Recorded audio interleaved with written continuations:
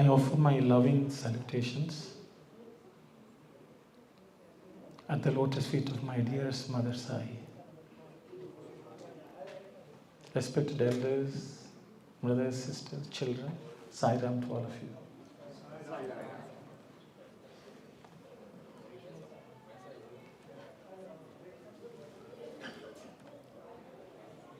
Pudamiki Sarimatya Puttaparthi Yanaga Atma Vidyalante Avatarinchina Sarvadharma Prema Shantulu Jagatki Chati Chapagabuni Sai Prabhu Sathya Sai Bhuvini Sampurna Prema Murti Aguchupute Modhamalara Murti Aguchupute Murti Aguchupute Sampurna Prema Murti Aguchupute Modhamalara.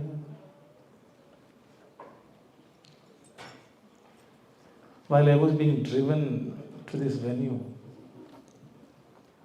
I couldn't but help see the resemblance of this place to Puttaparthi. Some of the hills looked just the way they were in Puttaparthi. I felt as if I was driving to Prashantanadeva. So I felt I should say this Padyam of Swami. This poem which Swami has sung a few times, in which he is describing his avatar. He says, at the center of this entire earth, Pudamiki Sarimatya, there is this village called Puttaparthi. In this Puttaparthi village, the Atma Vidya itself has descended. Atma Vidya is the knowledge of the Atman, knowledge of Brahman itself has descended on this earth. And the purpose of this avatar, Swami says, is to declare and proclaim to the world the dharma of this entire creation, which is truth, love, and peace.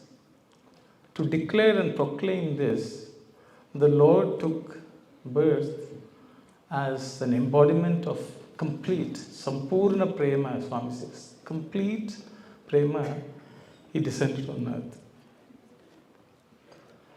Why? So that there can be Moda Malara, that means supreme joy will be spread to this entire world. So that's the purpose of his life. Swami has said, my life is my message.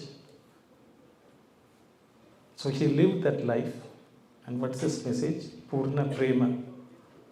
And also to declare the essential nature of all the human values. So that is the only way we can derive joy, bliss. And then later on Swami says, your life is my message. So it's an aspirational statement.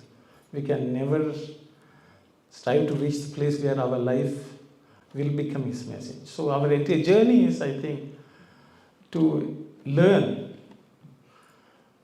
what the message of his is and internalize it and make it one of ours, so that it can also in some minuscule of a way, manner, it can represent his message. And the topic which has been given is so vast. I can only pick a few drops of that ocean of that message Swami has given, that your life is my message. So what I will do is, nothing but remember what Swami has taught over the years. So I will try to share some of those messages. With these messages were given to me so that I can learn.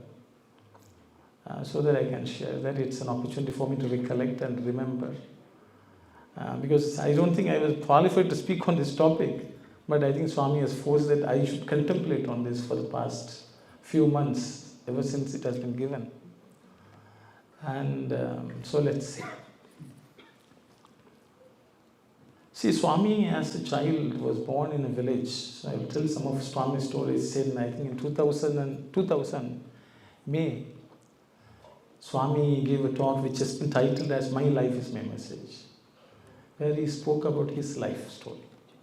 So there are a few things which he mentioned, so I thought I will take those which Swami has explained how his life was, and I will try to relate to some of the lessons he gave me. It's not that I have internalized them and mastered them, but the lessons which he tried to teach me, so I will recollect them today. So Swami was born in this village, Puttaparthi. Swami says there was Kondama Raju, he was his grandfather. He had 4 sons. How many of you know the 4 sons' name of Kondama Raju? So I think everyone, see, the thing is, sometimes we call ourselves Swami's devotees. How much of Swami we know, it's very, very important. See, I chanted the Padyam today, Swami's poem. Swami has composed more than 2,000 poems. How many poems we know? And isn't that his message? If Sathya Sai devotees won't learn, memorize and internalize his messages, how can our life become his message? Whether we can embody or not, at least we should learn. So there are 2,000 padyams or poems. I would say every Balavika student, when they pass out, they should know at least about 30 padyams. That's because otherwise this knowledge which he has granted will go to waste. After another 100 years, people will not know them. So I think it's a duty, it's a debt we owe to Swami to learn these padyams. So that way we can memorize. Because it's easy to learn the padyam so that we will memorize. We chant so many prayers, we have memorized and chanting. But how many of padyams we know? I think we have to ask ourselves. That is one of the messages. So there's another place where Swami tried to teach me that. So I will share that also. So Swami was born in this village. His father had 3 brothers. His grandfather was Kondamaraju. The father's name was Pedda Vengamaraju. He was the oldest of 4 sons. The next son was Chinna Venkamaraju. There's Venkata Ramaraju, Venkata Subbaraju. These are the 4 brothers. None of us know. But it's an opportunity. I try to learn as much as the advantage of having been given the topic and me learning. Some of them I knew, some of them I have forgotten. I think it's very important. If somebody asks, who is Sai Baba, we should be able to tell. I think many people say we have to take the message of Swami to the world. If somebody were to ask a Christian, what is the message of Christ, they will say Bible. So what is the message of Sai Baba? What has he taught? We should ask ourselves, how many Vahinis Swami has written? I hope I don't put anyone. How many Vahinis Swami has written? 18?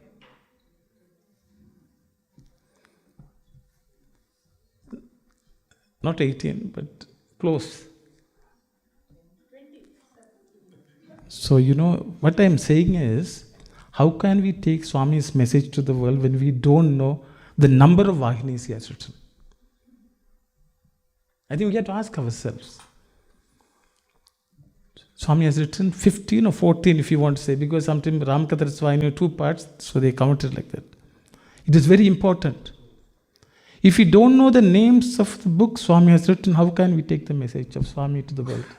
How can our life will ever become Swami's message? So it is very, very important. On that point, I will tell a story of my life. So I didn't prepare, sorry if my talk is all over the place. So in 1984, I had completed my degree. So during my degree, I was interested in securing this gold medal. I think here there are some students, I think there may be gold medal is here. So I wanted to secure the gold medal during my bachelor's. Not because I wanted to show the superiority. By that itself, Swami had tried to remove. But I thought it will be an opportunity to get something from Swami. So everyone strives to get a prize from Swami. Something he will give. So I thought I should secure gold medal, but I lost it by a few marks to another student, fellow student. His name was Ruchir Desai. I think Ruchir Desai students are here, some of them. So he got it. I think Brother Guna may know him personally. So I didn't secure. So I said, I will do it during my master's degree. That was that was the decision, or that was the promise which I gave to myself and to Swami. So that year they introduced entrance examination for everyone, a common entrance examination to enter the master's course.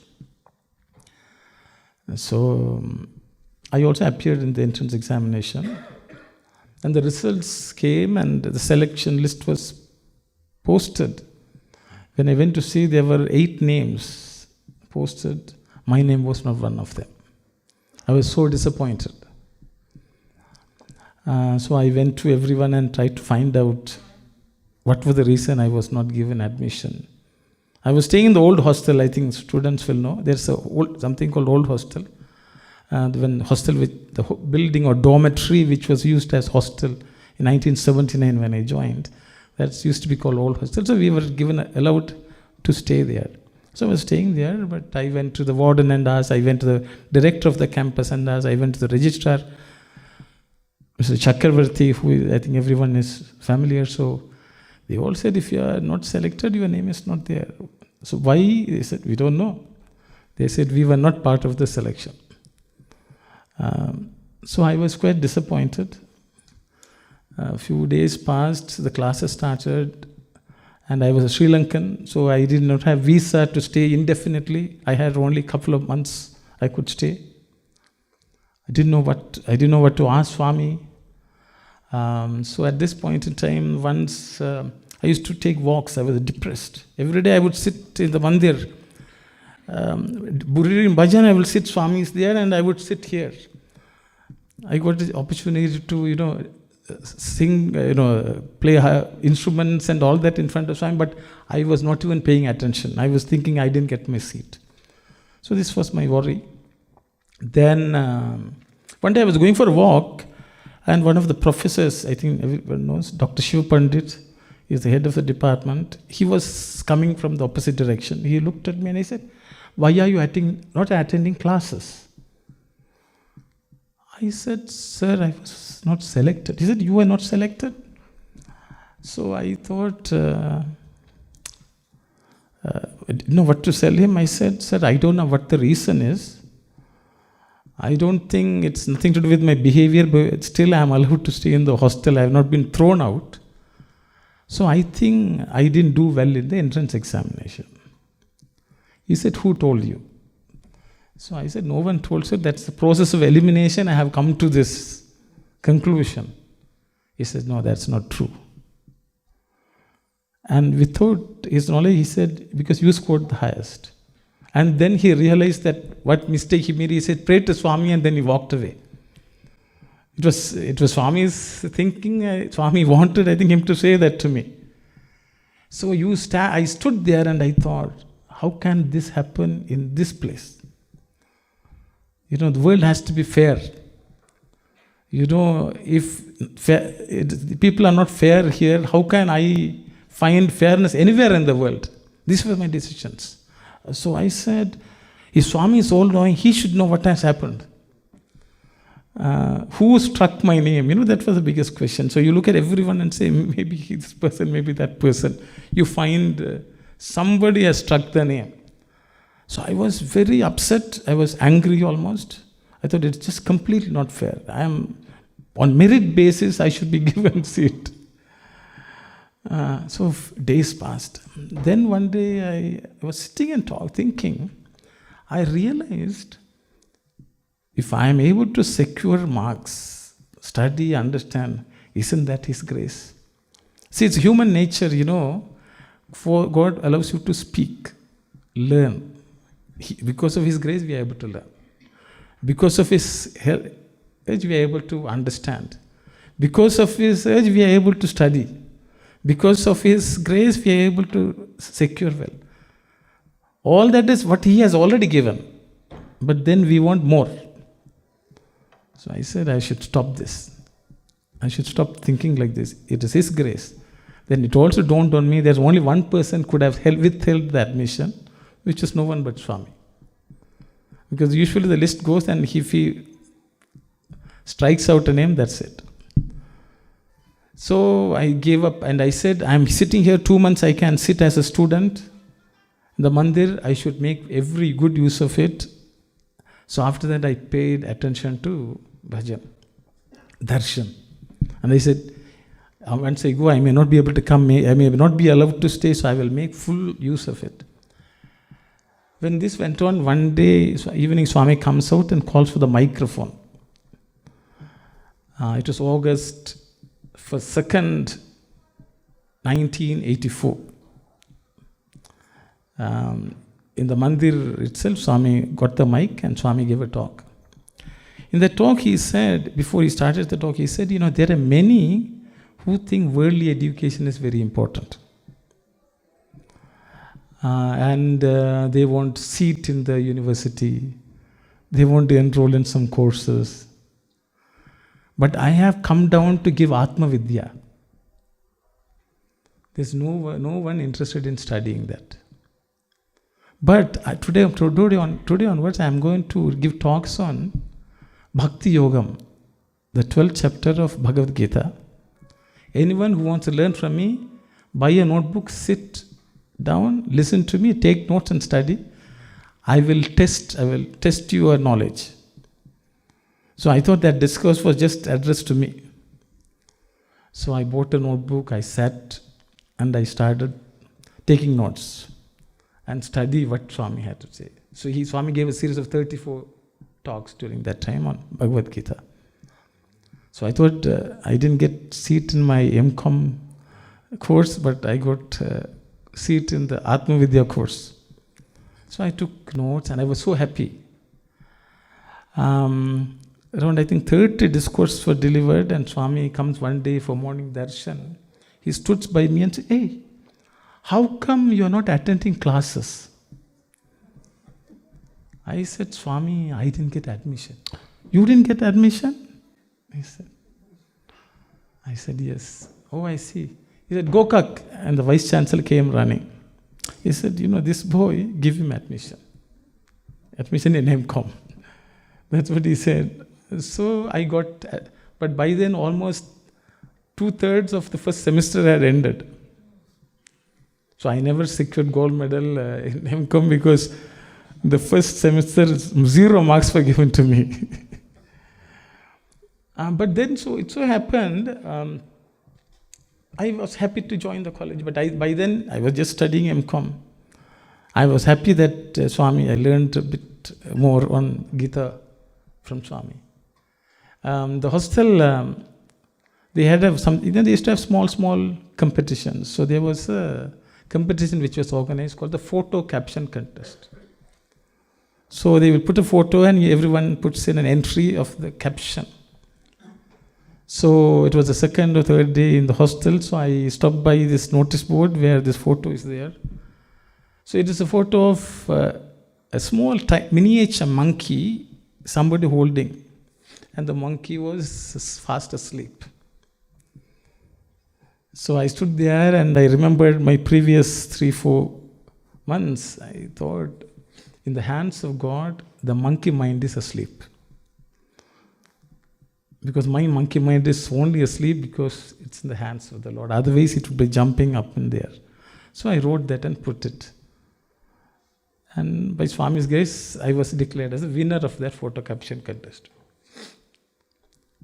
The next day, the warden summoned me to the office. He said, because the warden has the habit of giving Swami a report on what happened. So he said, "Swami, we had a photo caption." So he must have told. So Swami asked him, "Who is the winner?" So he mentioned my name apparently. Then Swami said, "I will give him a prize. Ask him to come."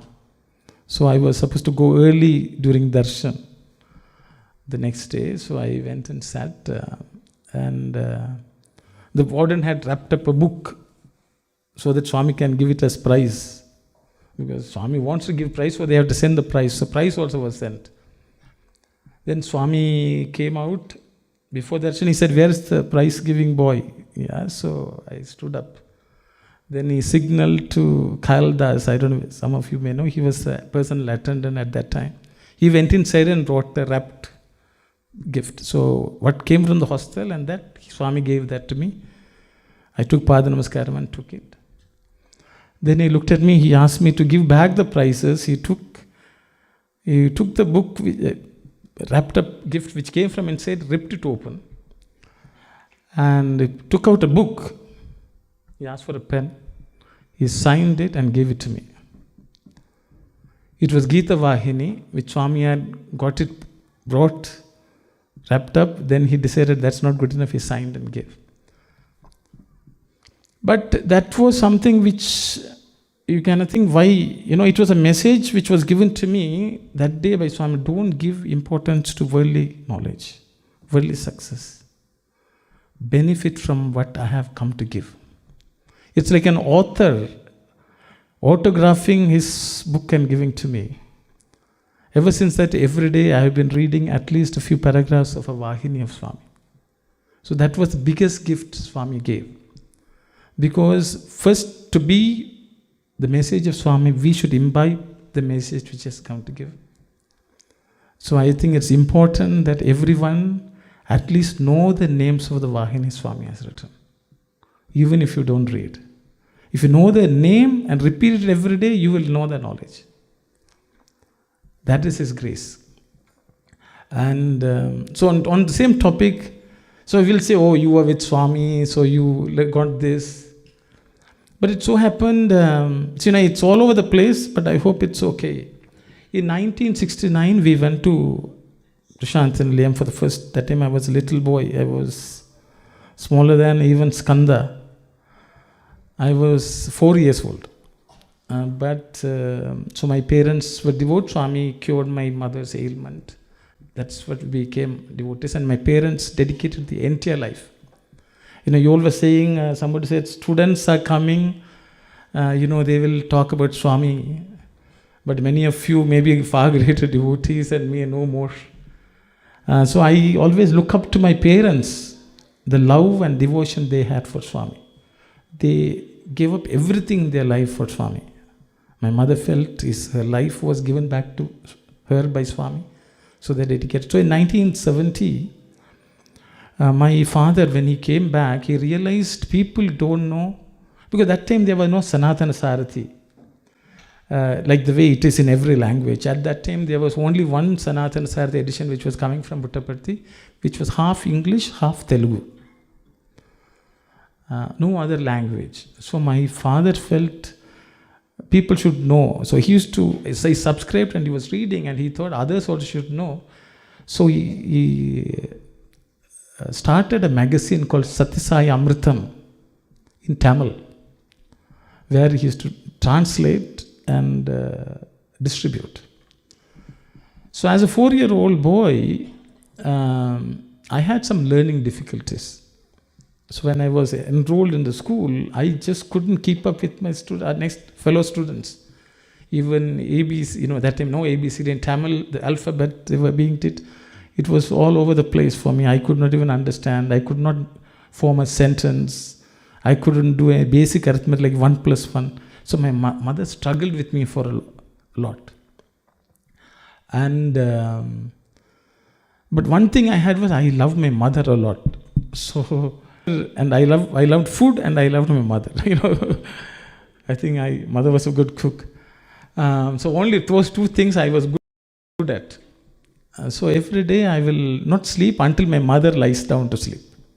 So, but during this time, because they were editing this magazine, most of the editorial work was done by my mother, though my father was the editor.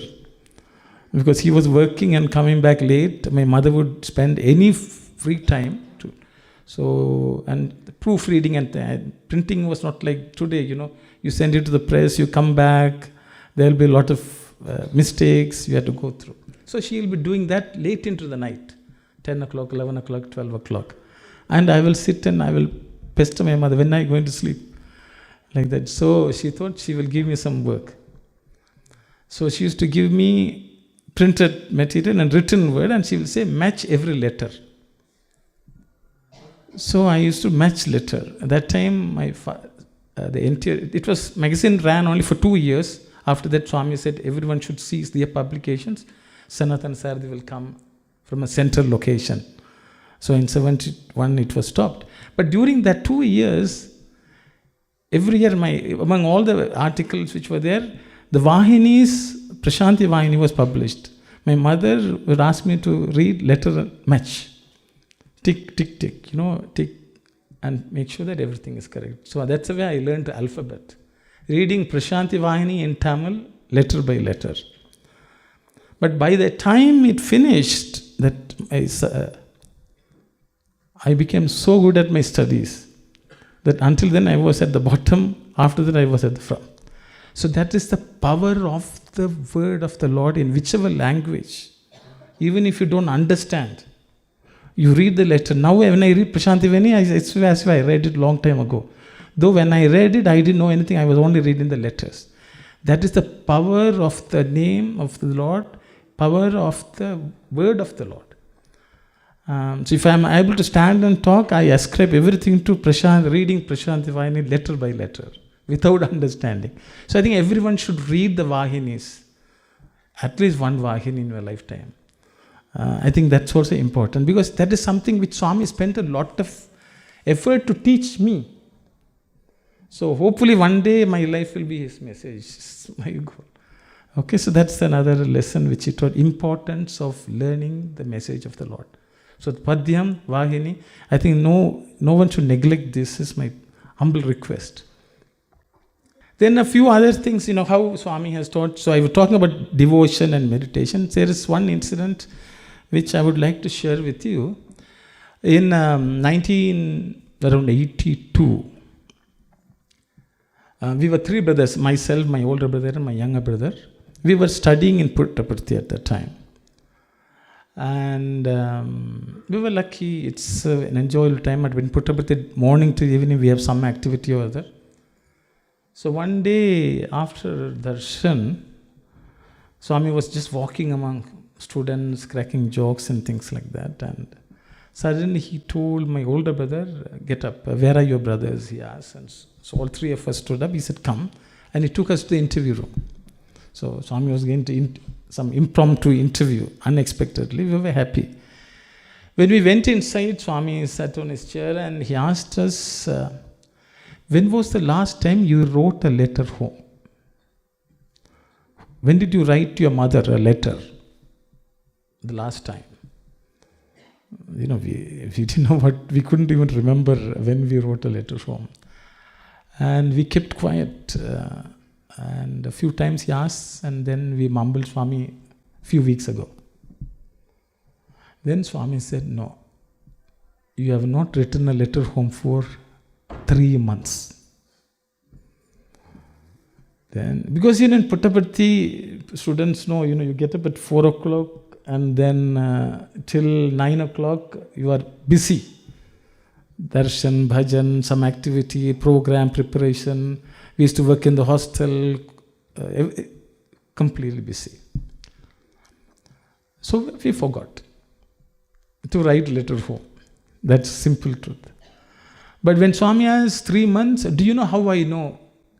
That was second question. Then, of course, we didn't say anything. Swami, you know everything, so what is there? No surprise, that was the thing.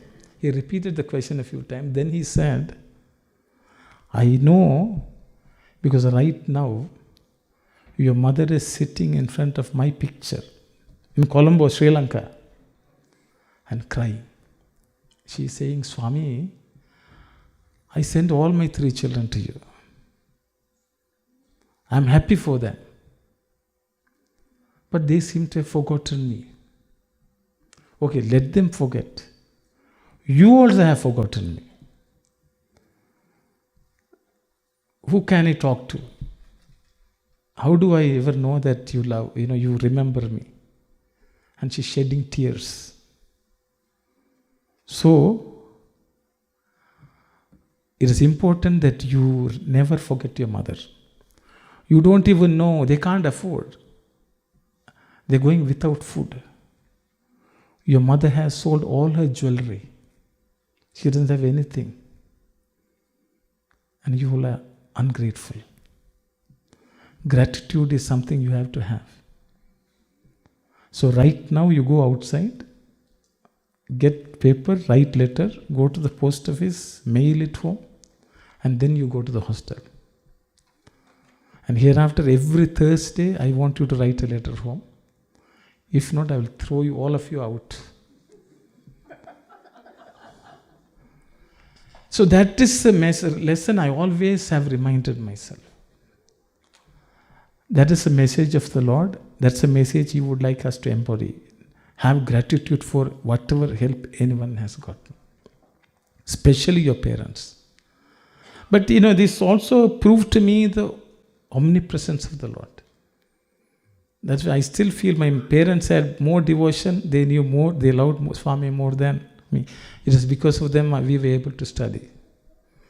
We were able to study only because they will be happy that they were able to, So I think even though many of you have not been there or seen Swami, you can have love so much. So no one should be under the impression that what I speak is better. But it's just that maybe it is interesting. So the lesson which I learned is for everyone also. It's like in a classroom, the student, the front will be the teacher may have a conversation, but it belongs to everyone. It's not that he got a special privilege. That's the way I consider myself. Because other students may not need personal attention. So that's the lesson also I learned that, Swami. Why I say this, I will go back to Swami talking about his own life story. So Swami had father had 3 brothers, 4 of them. They owned 2 acres of land. Whatever was cultivated, Swami said, they were all living together. And there were some differences among, Swami said the children were related to Kondamaraju, but the wives were not. So there were some differences. So he asked Swami, apparently he used to discuss these problems with Swami. What can we do? Should we divide? So Swami had told, yes, you divide. So the land was divided and the home was also divided. So each family, among all of them, there were 40 children. Peddavanga had 8 and so on. Swami gives the numbers. Swami said, so every family got space to live 10 by 8. So you can imagine 10 feet by 8 feet was the space for each family to live. So 40 people occupied times 4. That's Kondamaraju built a room for himself, hut, 8 by 8 feet. And so the family members said, how can you live by yourself? We will try to arrange somebody to look after you, cook for you. So apparently he said, no, I don't need anyone. I only need Sathya. Swami was 7 years old. Swami went to live with his grandfather in this 8 by 8 feet hut. So that's where he lived. And Swami used to cook 3 times a day. For 3 meals were cooked by Swami. Swami used to cook ragi modda, it's ragi balls, with coconut chutney. At the age of 7, he used to cook for his father and for himself, and then he used to run to Bukkapatnam to school. And apparently once a week he used to cook akura pappu. So that means spinach and dal, lentil soup, once a week. And the night, apparently Swami used to cook rasam. I am telling all this because we also can cook, everyone. As a 7-year-old boy, he was cooking. Then in the evening, Swami was conducting, he had 11 adult students, who were illiterate. He was teaching them to read and write. So these are things Swami did in his own childhood. Swami says he had only 1 pair of clothes, one shirt and one shorts. This is the life he led for so many years. And he says, you have to serve the parents. You should not grumble. That is the message. That's my life. And he says, because of that, today whatever is happening, only because of the seva I did for them. Then you should always save. So every opportunity we have, we should never grumble for what we don't have. And we should be happy that the Lord has given us something, and we should be content. So on that topic, I will tell another story. I am trying to tell stories because one of the message of Swami's life is to be happy whatever happens. In August 28, 1988, Swami gave a discourse. Before that, Swami had not come out to give darshan for about 4 days. So in 1988, 20th of August, Swami apparently fell down in the washroom. So apparently Swami slipped on a soap and fell down. And so people can ask, if Swami is God and all-knowing, how did he fall down? I think this is a question, yes. Because sometimes the Lord lives like a human being and encounters same problems, so he can teach them how to live even with a problem. So Swami sustained a fracture in the hip.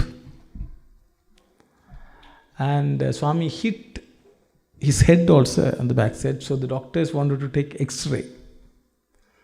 Swami said, no need, it's too expensive. They didn't have X-ray machines. He said, don't worry. But on the 28th, he stood up and gave a talk. And during that, he said, I'm standing, it's paining. But the fact that you all have come from so far and you all are here, I have to talk. So in life, even when you sustain any problems, how you have to face is with happiness.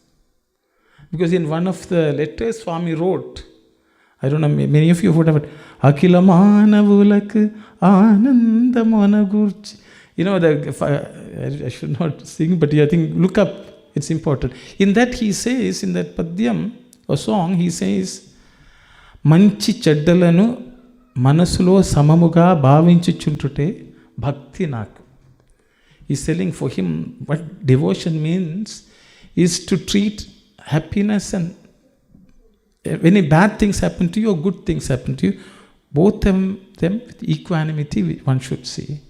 And that is bhakti. Only when we are able to experience. So I will, in that, that how Swami taught, I will tell another story. In 1979, when I joined, I was a 15 years old boy. So I came from Sri Lanka to India to study. See, some of the stories I may have told, and I don't know, in YouTube and all, it's there. I don't know. If the story is heard, I hope you don't feel bored. I don't feel bored. I say the story because it brings back memories. So what happened was I joined the college. I am a foreign student because everyone else is from India. 99%, only a couple of foreign students. So I joined and I was happy that I got the admission. We used to sit in the veranda and all that. There were 60 students. We were all allotted space 1 foot, 1.5 feet by 8 feet. That was the space allotted in the dormitory for us. Because 60 students shared the dormitory. 3 washrooms, 3 lavatories. We had to sometimes get up at 3 a.m. because we can't finish having bath. So 20 students have to use the toilet, both of them, so you can imagine. We are given maximum 1 minute to have shower. And sometimes there's no water also is gone. So this was our life story. But very, sometimes I think Swami wanted us to experience how he lived. So it so happened, Swami was sitting in the veranda. Swami was talking to the students coming and talking. Before I joined, Swami had given an interview to my brother, my elder brother, myself and my mother. And in that he had told he will give admission. And that time he spoke to me and all that. So I got admission. I was there. We were 60 students sitting. Every day Swami was coming and spending a lot of time with the students. But Swami was not even looking at me. Though he was talking to people all around me. One day passed, a week passed, a couple of weeks passed. 3 weeks passed, he didn't look at me, period. So I was getting really upset. Because you feel alienated. You are a foreigner. My Tamil, others could not understand. My English, others could not understand. Their English, I could not understand. So it was a challenging time. You are missing home. You are missing home food. New introduction to Indian food. All that. But the only glitter of hope I had was Swami will talk. Oh, at least look at me. Swami was not. So I started writing letters telling Swami, please talk to me and all that. Swami took all the letters without looking at me. So he will talk to somebody, he will take it like this. He will turn and talk to somebody, his hand will come and he will take the letter like this. He took letters every day from me, but he didn't look at me. I don't know. So I think day by day I was getting more and more angry and upset. I was writing letters. And then my brother was studying in Vrindavan at that time. So he wanted to come to study in Parthi. His story is different. So he came one day and then Swami picked him for an interview and he called me also. So I went inside the interview. I was so happy. Swami didn't talk to me all this time, but now I'm getting an interview. I think I was the first student who got an interview from that batch. So you feel you're on cloud 9, So all the worries, upset, everything vanished. I was in a state of bliss, you can say. So Swami opened the interview room and he asked everyone to file in. Everyone filed in. Swami came. Swami closed the door. Swami went on the light and the fan. And he turned and looked at everyone who had gathered. He was looking at every face and his eyes spotted me. And it stopped. Suddenly I saw his entire face turned red. His eyes became red. He said, "Get out. I don't want you here. I don't want to see you ever again. Pack up and leave today." He told my brother, "Go, pack him up, put him in the bus, let him go away. I don't want to ever see him again." To tell this, Swami had to bring me into the interview room. And I started crying. You can imagine, 15-year-old boy, you are in a foreign country, the person who you hoped would treat you nicely, talk nicely, was just scolding. I started crying. I was sobbing. Then he turned around and he was talking to others. And I heard people laugh, so I opened my eyes. When I opened my eyes, he again looked at me and again he was scolding me. Again I started crying. So for about 45 minutes, I stayed in the interview room crying. And he spoke to each person individually, and then I was the last one. He called me inside for a private audience. When I went inside, he said, "I have brought you from thousands of miles, and I made you live here, given you admission, and you are not happy. Why should I keep you here if you are not happy?" Then he said, "Look," and he pointed to the wall next to him. And I looked there and the wall didn't exist. He said, "Look at those children. I see some kids, in the darshan grounds, crying." He said, "All those kids would like to have your spot. I can throw you out and give somebody else a chance. If you don't want to be happy, don't be happy." He said, "My love is of 1,000 mothers. I don't know when you will know. And you have written in your letter that my heart is like a rock. I said, for the first time I said, no Swami. He said, what no? I have the letter upstairs, I will go and get it. And he lifted his robe. So I said, Swami, I give. Because, we read this poetry sometimes, In poetry you will say, won't your heart which is like a rock melt a little bit, like that, poetry. So I was using all my skills to write letters. I didn't say his heart is rock. I said, won't it melt a little bit, That's what I've written. So he said, okay. And he walked out abruptly. And so I came out and I fell at his feet. I fell at his feet when he gave Vibhuti, and then he asked everyone to leave. And I went. I thought that was the last time. I didn't know whether I was staying or going. He lifted me up and he said, don't worry, Bangaru. I will keep you always with me. You go to school. But he took so much pain to teach me something. Because we are always hankering after something which we do not have, that the Lord has given so much. We should always be happy. That is another message. In our life, we should be happy so that we can make everyone be happy. Whatever happens to us, we should be able to accept it with joy.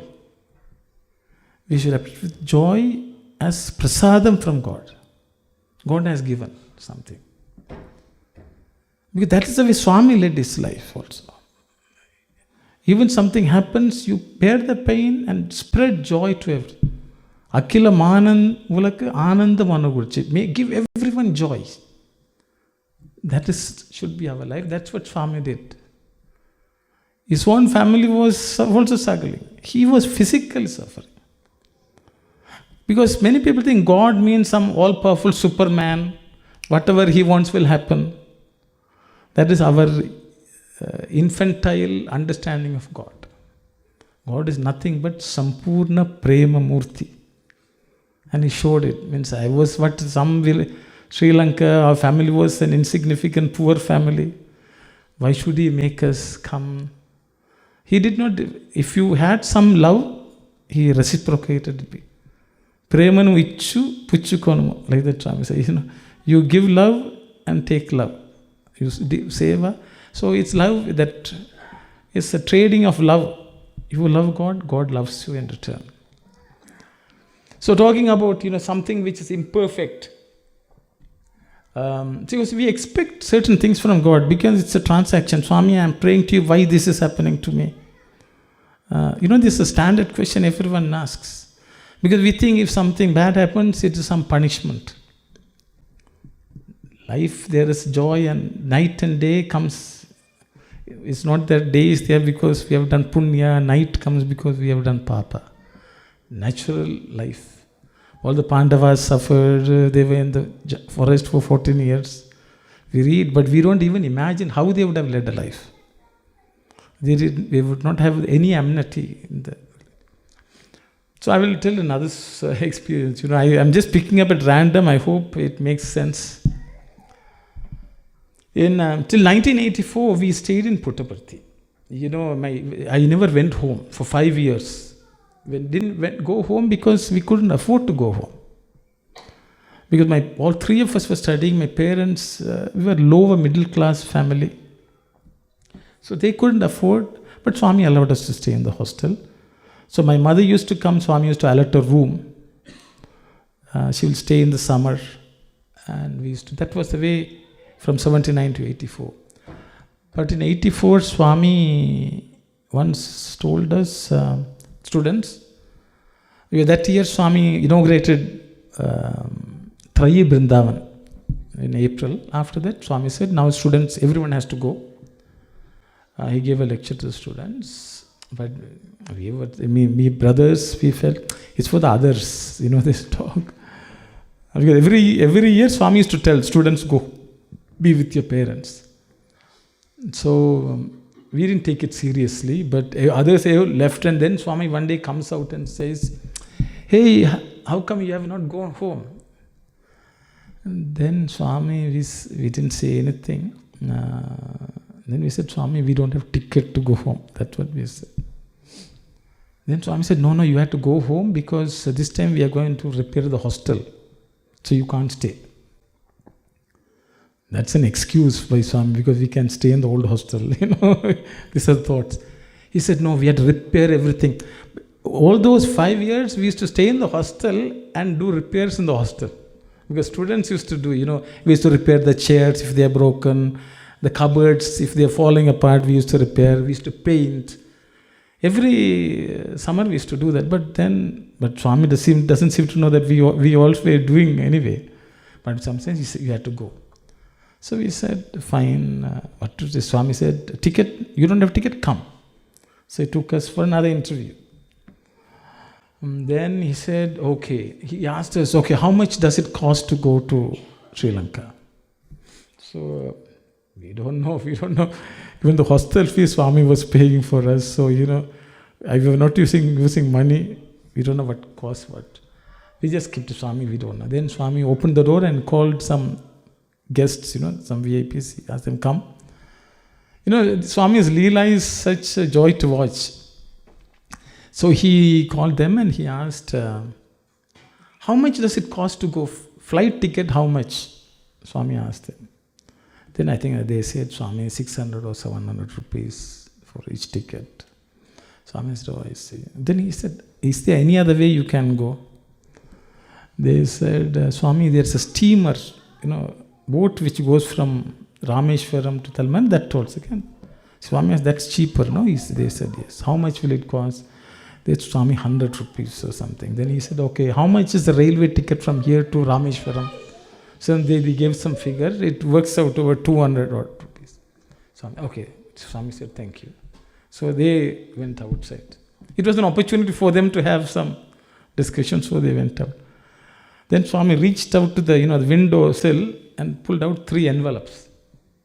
He gave each one of us and he said, there's 300 rupees. Buy ticket and go. So already it was there, but he has this play. Everyone gets an opportunity to have. See, sometimes Swami says, when people come, Swami asks, when did you come? What is your name?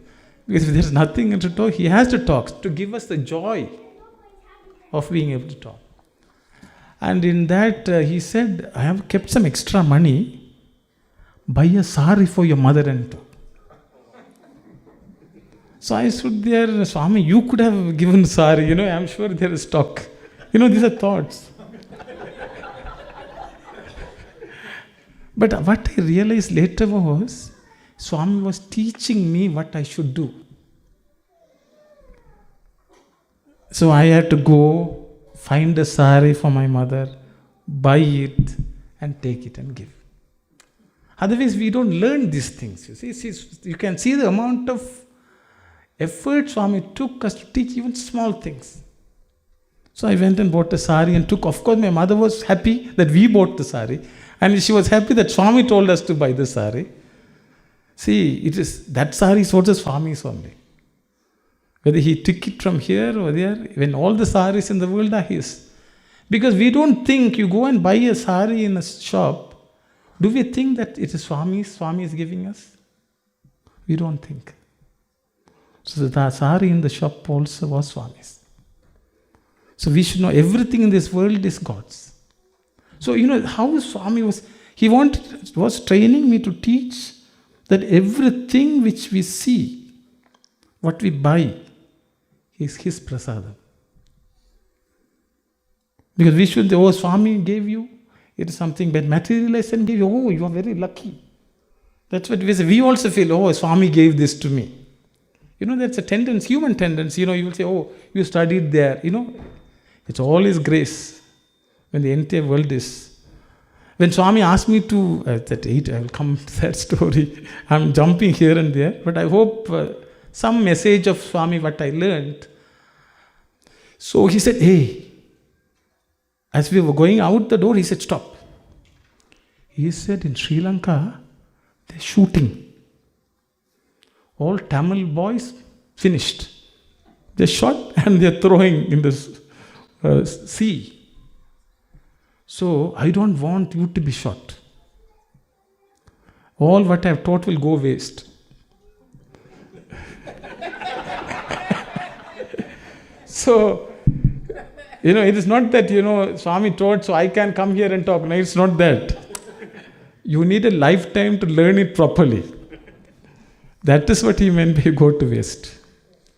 Then he right away waved his hand and took out lockets. Swami on one side, Om on the other side, silver one. And he gave to each one and said, wear it and go. Go buy a thread, wear it and go. So I thought Swami could have given a chain also, it's cost. Because chain will cost money, we didn't have much money. Now I had 300 rupees, So we said, Swami, okay. And we took Pada Namaskaram, Swami gave Vibhuti, we went out. So I went to the old hostel where we were staying and I looked at the locket because I put it in the pocket, I was shocked. It was not even a proper locket. Swami's face was damaged. I turned the other side, the Om was missing. There was a big dent. I thought, is this the one Swami gave? I asked my brothers to show. They had very nice ones.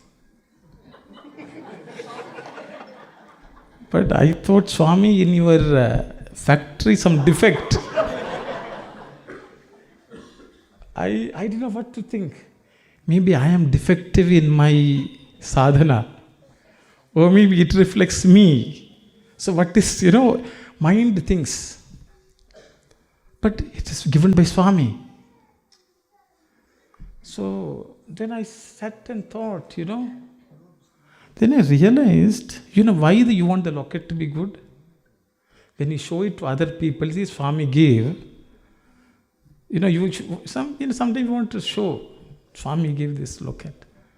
But if I showed that, they will see, if you're telling a lie, you tell a proper lie.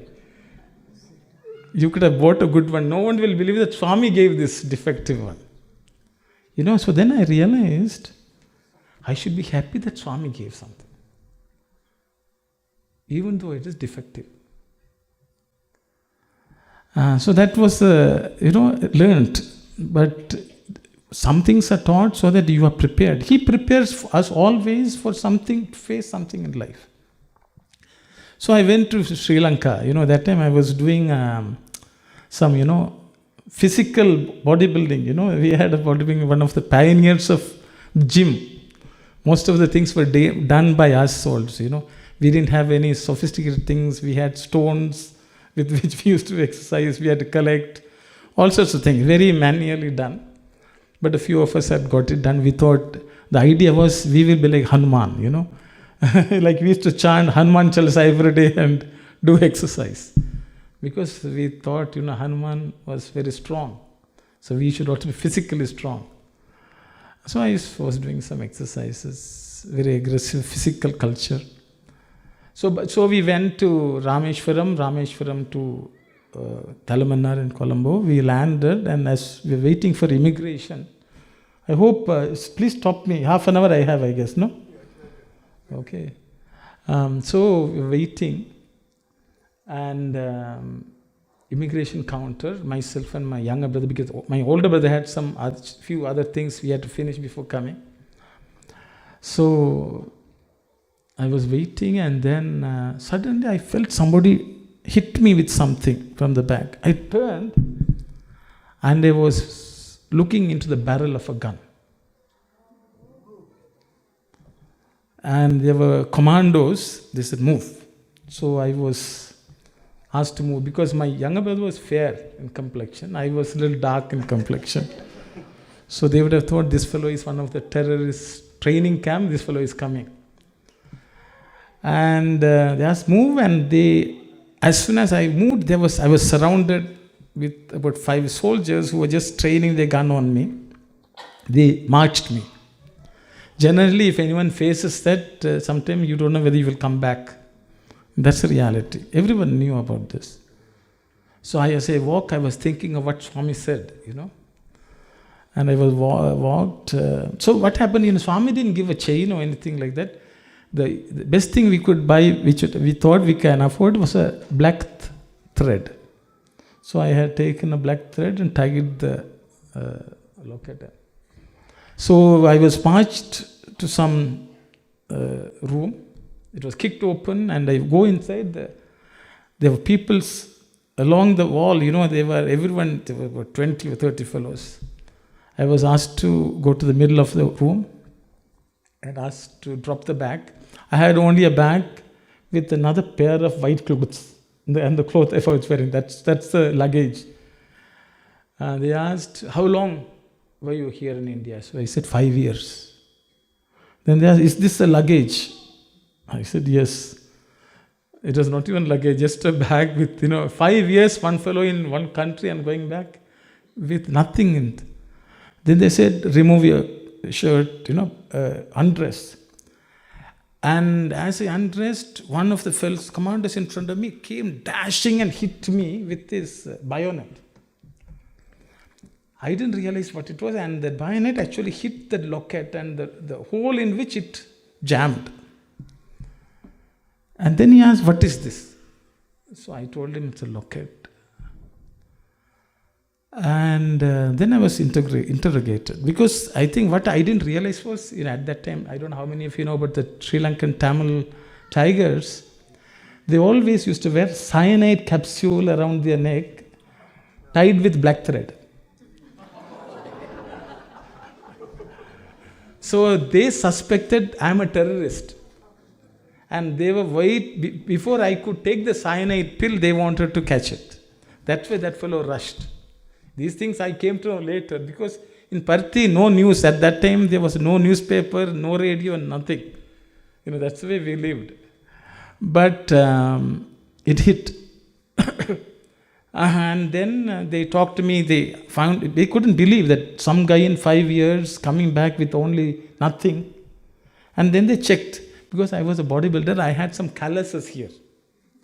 So they thought I had taken training. So they had some discussion among themselves, and they checked here. Then they realized apparently there are other parts of the body where there will be callus if you have taken some training in the jungle. So they discussed among themselves, then released me. They asked me, you can go. So I think some in your karma, you had to face something like that. So just for that sake, Swami sent. But a few things I learned in that when the Lord gives whatever in our life, however defective it is, the grace of the Lord will flow through that.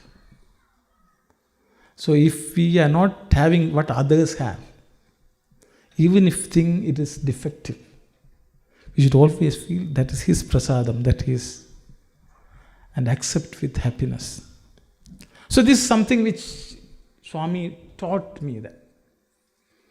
So years down the road, my wife was expecting in 97 our first children. My father-in-law was a librarian. He got up and told Swami, my daughter has conceived. Swami said, Vibhuti, manchi, santosham, and he gave Vibhuti and it was sent. We were happy. Because my father-in-law was a librarian in Puttaparthi. He took early retirement from Canada. He was living there. I think some of the students know. So any opportunity you want to tell Swami something, and Swami also blesses people. When my wife delivered, Swami sent Vibhuti. For 2.5 years later, they were diagnosed with autism. My father-in-law got Swami again gave Vibhuti, so it came. But at that time, you go through challenges. My sons are now 27 years old. They are also His prasadam. We should accept that also. But that training Swami gave 30 odd years ago. Because in life we get bad and good. Because sometimes, I think all of you do seva, we go to hospital. The reality is, the prayer we say in the hospital is different from the prayer we will do for our own. If we have an ailment, the way we pray is different from the way we pray. Sometimes we want people to be sick so we can go and do seva. We want people not to have food so we can go and do feeding. If we are either sick or poor, the entire world will, Swami himself will be not allowed. Love does not differentiate whether it is ours or theirs. So I said, Swami, you have given me opportunity to do seva at home. Everyone knows remote work, You don't have to go to office. So sometimes God gives you opportunity at home to do seva. But we should do with the understanding that it is Swami who has sent somebody to do seva. So, in life, even when something bad happens, in the world of the eyes of the people in the world, it may be bad. But a devotee who is embodying the message of Lord should never be sad or upset in any way. But these are things he teaches you. I am like this today because Swami has tried to drill some of these into me. Manchi cheddalanu manasulo samamuga bhavinchuchundute bhakti naku. So that is another message of Swami. So I thought I will share. So because these are things which we face in our life day to day, that's where we know whether we are really devotees or not, or we are the devotees so that our life will be, because we use Swami as an insurance policy, generally. Our devotion goes up or down. See, if we don't pray, maybe he will not. It's like a premium we pay. But sometimes if we think the insurance coverage is not good, the way we expected, we get upset. And then how can he be God? These are tendency. Today we are celebrating the 99th birthday. Actually, it's a very sad occasion, at least for me. Because, you may say, they will. So I said, almost 55 years I have known Swami. I don't know how much benefit I have gained. So Ramakrishna used to cry every day apparently, night. Oh mother, one more day has passed. I haven't had your darshan. We should all be so sad that we have not been able to make Swami stand here in front of us. Have his darshan, be able to talk. So every year which has passed is a sad day, if you have not made use of it. Swami in one of the padyam says, Chikkina sayini vakkalayaka chakka chesukondi poyina chikkadu ee partisuni pada sevayanti bhaktinichi raktila munchi mukti cherchunanti. He's saying, Chikkina sayini, the sai which has come within your grasp. Vakkalayaka chakka chesukondi, don't put it aside. Make it good. Make the best of it. Because poyina chikkadu, if you lose it, you will never again get that opportunity. Poyina chikkadu ee partisuni pada seva. You will never get the opportunity to serve his feet. He will give you bhaktini, he will give you devotion. He will give you rakti, that firm connection. Mukti Chechun, he will give you mukti. So, we should not lose the opportunity, and every birthday is a sadder occasion if we have not made that progress. So, the prayer, we will say, oh, happy birthday Swami, and we will sing some songs, come. We should, every day should not be lost, every moment should not be lost. Because that's the way he lived, Swami. To get to that point, when he says, my life should be your message, it's like, your life is my message. It's like a doctor telling the son, you see, I want you to be a doctor. I'm a doctor. Now you should be a doctor. Can we open a clinic next day? It's a long process to get the ability to be a doctor. That's what Swami has done to us. Your life is my message. I want you to be like me. So that's a very long journey.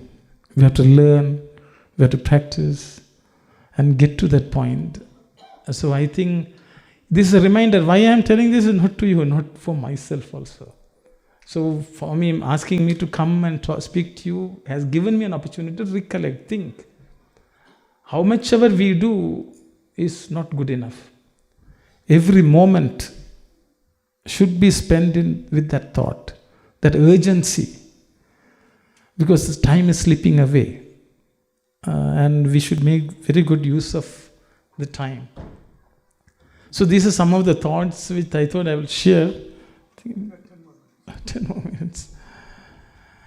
So, that is the only way.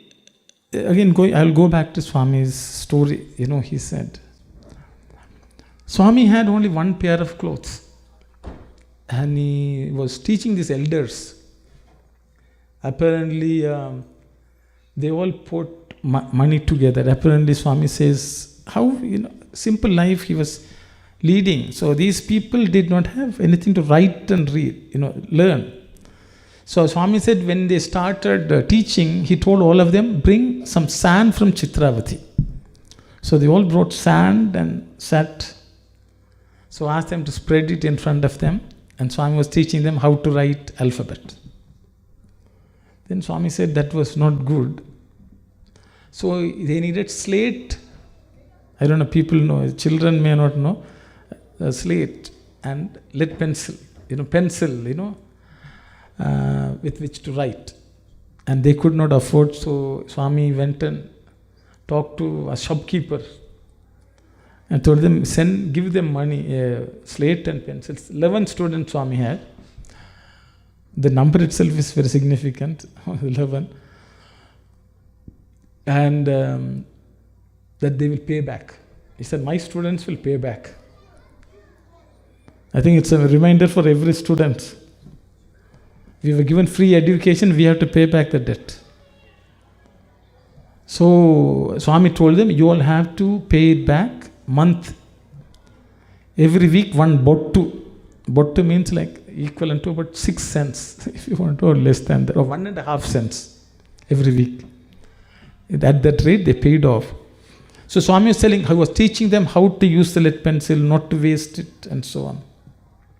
So even the meager facilities and things, the amount of good work Swami did at the age of a 9-year-old boy. Then how he used to carry the water. So from morning till evening, he used to work very hard. So if we are put in that situation, how will we be? Is a question we have to ask ourselves.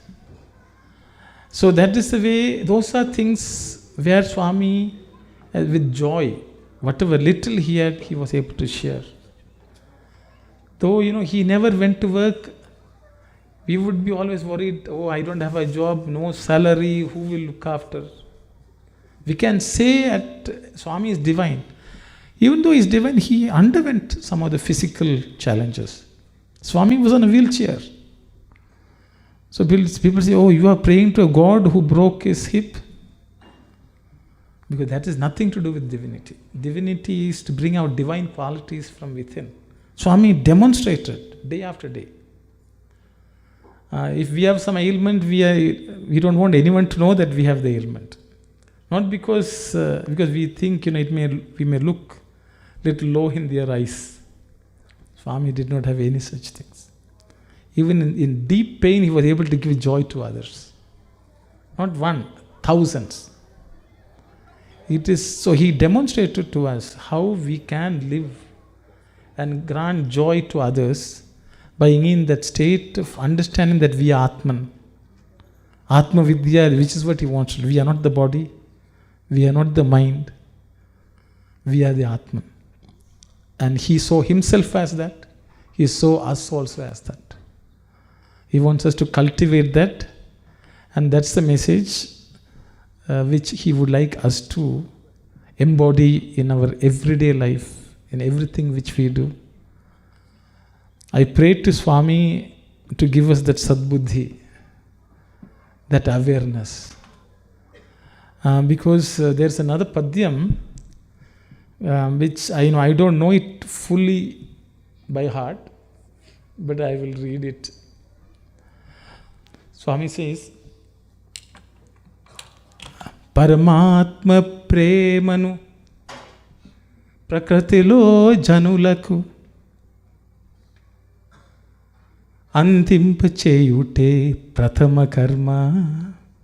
He says, Paramatma premanu jagattulo janulaku prakrutilo janulaku antimpacheyute prathama karma. The first duty is for us to make everyone in this world understand or gain the love of Supreme Lord.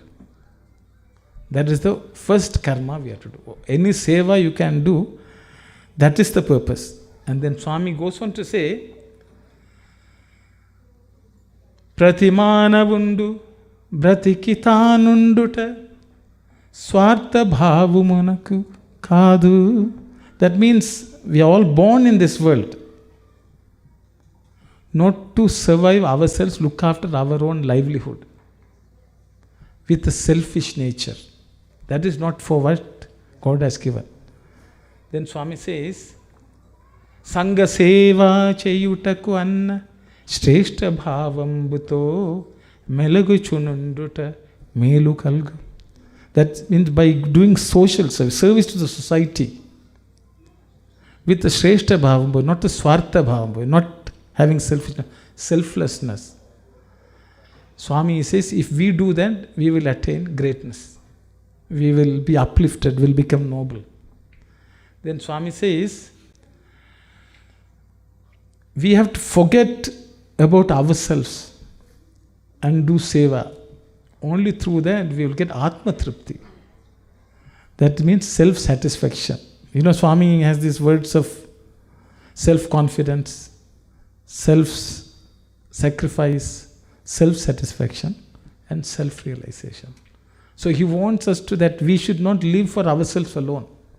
He will say, society first, your association next, I is last. Just the way the Pandavas lived. So these are messages which Swami would like us to learn, imbibe, and live our day, every day, in every action, thought, word. And I pray to Swami that he blesses us to understand this, remember this in each of our thought, word and deed, so that one day we will hopefully become something closer or similar to the Lord.